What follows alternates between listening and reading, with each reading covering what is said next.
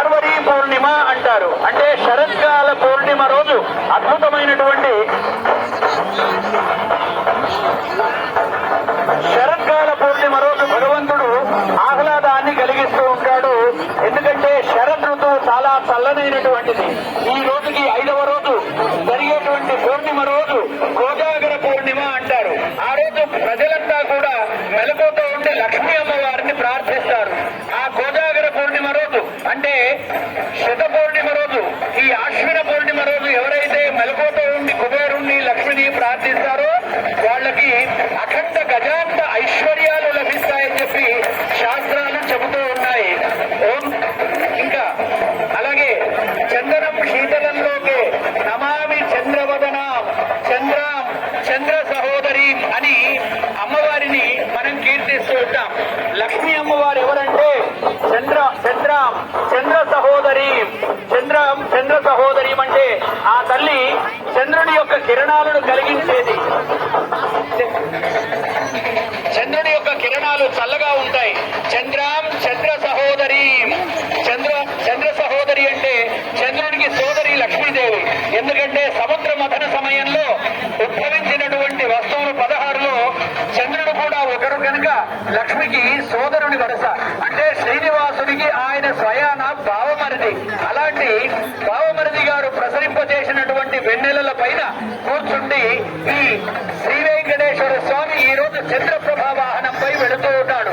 ఇంకా విష్ణు సహస్రనామంలో సోమభో అమృతభ సోమ అంటూ విష్ణు సహస్రనామం కీర్తిస్తూ ఉంటుంది. సోమభ అంటే సోమరసాన్ని త్రాగేవాడు, అమృతాన్ని పంచేవాడు. చంద్రుడు ఏం పంచుతాడంటే మనందరికీ కూడా తీయనైనటువంటి అమృత కలశాన్ని అందిస్తాడు.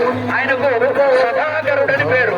సుధా అంటే అమృతం, అమృతాన్ని పంచేటువంటి ఆ దేవుడు. ఆహ్లాదితం అలాంటి చంద్రుడి యొక్క జ్యోత్స్న కౌముది వెన్నెల. ఆ వెన్నెలను కౌముది అంటారు. ఈ శరత్ పూర్ణిమ రోజు కౌముదిలో లక్ష్మీ అమ్మవారిని చంద్రుడి యొక్క ప్రభలలో మనం పూజిస్తాం. చంద్రుడి ప్రభలు భగవంతుడి యొక్క వాహనంగా కలిగి ఉండడం మనందరి అదృష్టంగా మనం భావిస్తాం. ఇంకా చతుర్భుజాం చంద్రరూపం ఇందిరాం ఇందుశీతలాం. చతుర్భుజ అయినటువంటి ఆ తల్లి చంద్రరూపై శీతలమైనటువంటి వెన్నెలను కురిపిస్తోంది. అలాంటి తల్లి లక్ష్మీదేవి సాక్షాత్తు శ్రీనివాసుడి యొక్క హృదయంలో నిలిచింది. విష్ణు వక్షస్థల స్థితాం. విష్ణువు యొక్క వక్షస్థలంలో ఉంటుంది. శంకరుని యొక్క శిరస్సులో చంద్రుడుంటే భగవానుడి యొక్క వాహనంగా విష్ణుమూర్తి శ్రీనివాసుడి యొక్క వాహనంగా ఆయన ప్రభలు ఉండడం ఎంతైనా ముదావహంగా మన వాళ్ళు చెబుతూ ఉంటారు. ఇంకా చంద్రార్క నక్షత్రం కంది శోభోర్మహోదరి అంటుంది సహస్రనామం. చంద్రార్క నక్షత్రం చంద్రుడు ఆయన స్వరూపంగానే చెబుతారు. ఇంకా చతుర్భుజాం చంద్రరూపం ఇందిరాం ఇందుశీతలాం. ఆ తల్లి ఇందుశీతల అంటే భక్తుల యొక్క కోరికలను తీర్చడం కోసం చల్లనైనటువంటి తన వరములను గుర్తించేది కురిపించేది గనక ఆ తల్లిని లక్ష్మీ అమ్మవారిని ఇందుశీతల అని చెప్పి కీర్తిస్తూ ఉంటారు. ఇక ఇంకొక శ్లోకంలో కవి చెప్తూ ఉన్నాడు. ఓజస్తేజోద్యుతిధర ప్రకాశాత్మా ప్రతాపన పరమేకో గుణీపుత్ర కిము వర్షశతైరపి ఏకశ్చంద్ర తమోహంతి నతు తారాగణైరపి. తారాగణములు ఎన్ని వేలున్నా సరే అవి ఆహ్లాదాన్ని కలిగించవు. కానీ ఆకాశంలో ఉండే ఒక్క చంద్రుడు అత్యంత ఉష్ణతను పోగొట్టి శీతలత్వాన్ని ప్రసాదిస్తాడు. కనుక ఆ చల్లని శీతలత్వాన్ని ప్రసాదించేటువంటి జ్యోత్స్న అంటే చంద్రుని యొక్క వెలుగును కౌముది అంటారు. ఆ కౌముది, ఆ వెన్నెల, ఆ జ్యోత్స్న మన శ్రీనివాసుల వారికి ఈ రోజు సప్తమ దివసం సాయంకాలంలో ఆ ప్రభలే వాహనంగా ఆ స్వామి మనందరినీ ప్రోత్సడానికి మన మధ్యలో వేచేస్తూ ఉన్నాడు. అలాంటి చంద్ర ప్రభల పైన ఊరేగుతూ వస్తున్న స్వామి వారికి ఒక్కసారి మనమంతా మనస్ఫూర్తిగా గోవింద నామస్మరణ చేద్దాం. గోవింద ఏడుకొండలవాడ వెంకటరమణ గోవింద, ఆపద మొక్కలవాడ వెంకటరమణ గోవింద గోవింద గోవింద.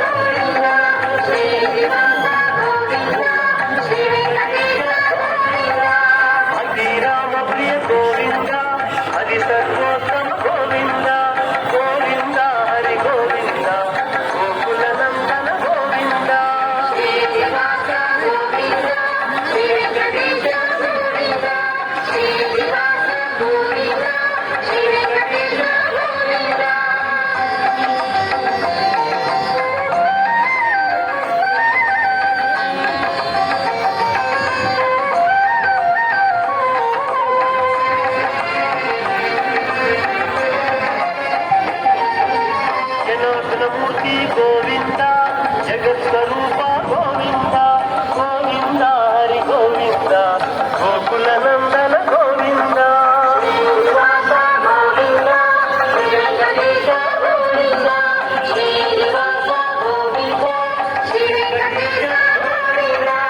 అభిషేక ప్రియ గోవింద అపనివారణ గోవింద గోవింద హరి గోవింద గోకుల నందన గోవింద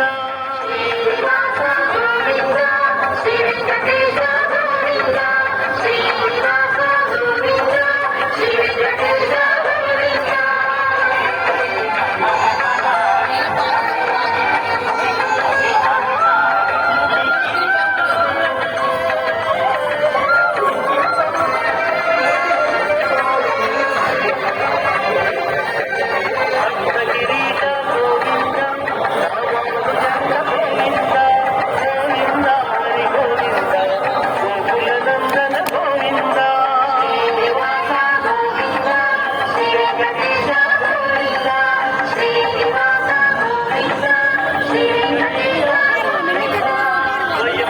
గోదానాది ఉంటాడు.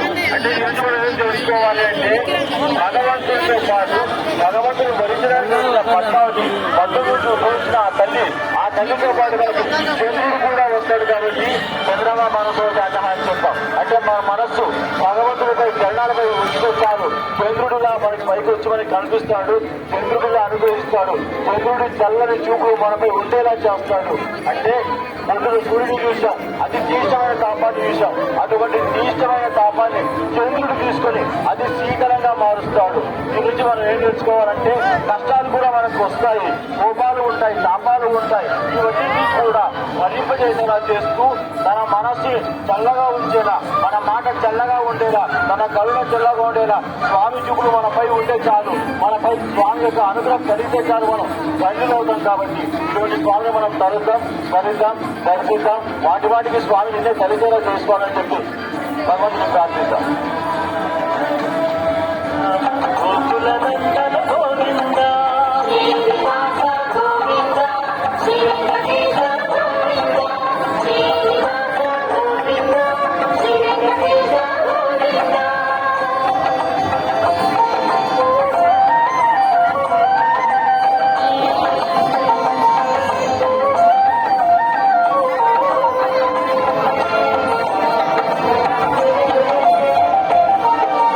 ఇహపరదాయక గోవింద ఇహరాజ రక్షక గోవింద గోవింద హరి గోవింద గోకుల నందన గోవింద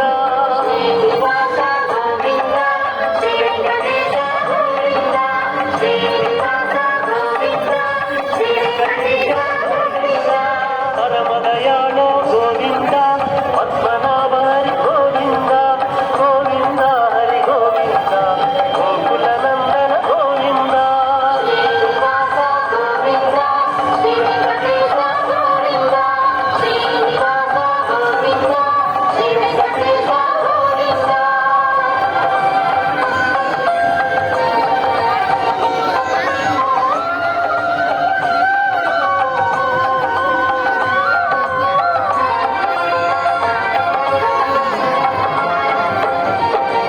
తిరుమలవాస గోవింద తులసీమాల గోవింద గోవింద హరి గోవింద గోకుల నందన గోవింద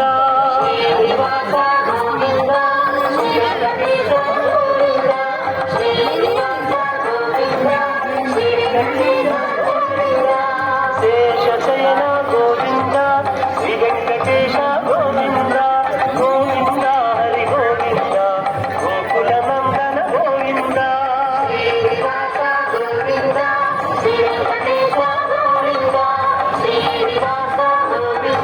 మన స్వామి అంతేకాకుండా శనిశంకర తుషారాభం అని చెప్తాం.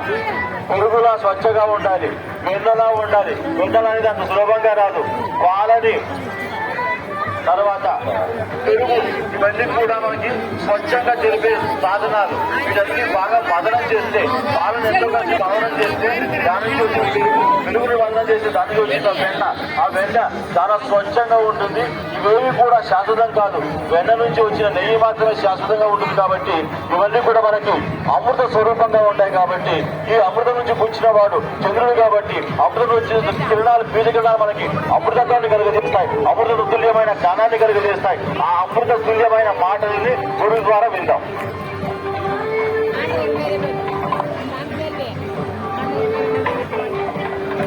వెంకారో అమృత బీజంతు కథమైశ్వర్యముచ్యతే అమృత ఐశ్వర్య సంఘత్వాత్ వెంకటాద్రి స్మృత. వెంకారం అంటే అమృత బీజం, కథము అంటే ఐశ్వర్యం. అక్షయమైనటువంటి అమృతమునకు ఆవాస క్షేత్రం కనుక ఈ వెంకటాచలము అనేటువంటి నామం వచ్చిందని వ్యాస భగవానులు వరాహ పురాణంలో తెలియజేశారు. పరబ్రహ్మమైనటువంటి శ్రీనివాసుడు అమృతమయమైనటువంటి సంపదలను కటాక్షించేటువంటి ఈ శ్రీపర్వతం పైన ఊరేగుతూ ఉన్నాడు చంద్రప్రభ వాహనంలో. చంద్రప్రభ వాహనమున చక్కనయ్య కలరు ఉపేంద్రుడై ఊరేగి ప్రియ మాధవుడు ఇదిగో అని మహాకవులు కీర్తించారు. ప్రియ మాధవుడు చంద్రప్రభ వాహనాధీశుడై ఊరేగుతూ ఉన్నారు. అంటే చంద్రుడి యొక్క కాంతి అంతా స్వామికి ఈనాడు వాహన స్థానీయమై విరాజిల్లుతూ ఉన్నది. దేవాధిదేవుడు చేతిలో ఒక భాండాన్ని పట్టుకుని ఉన్నాడు. అది అమృత భాండమా? నాడు శ్రీకృష్ణ స్వామిగా ఇంటింటా దూరి కడవలలో వెన్నను పాలను హరించినటువంటి ఆ నవనీత చౌర్య లీల మనకి తెలియదు.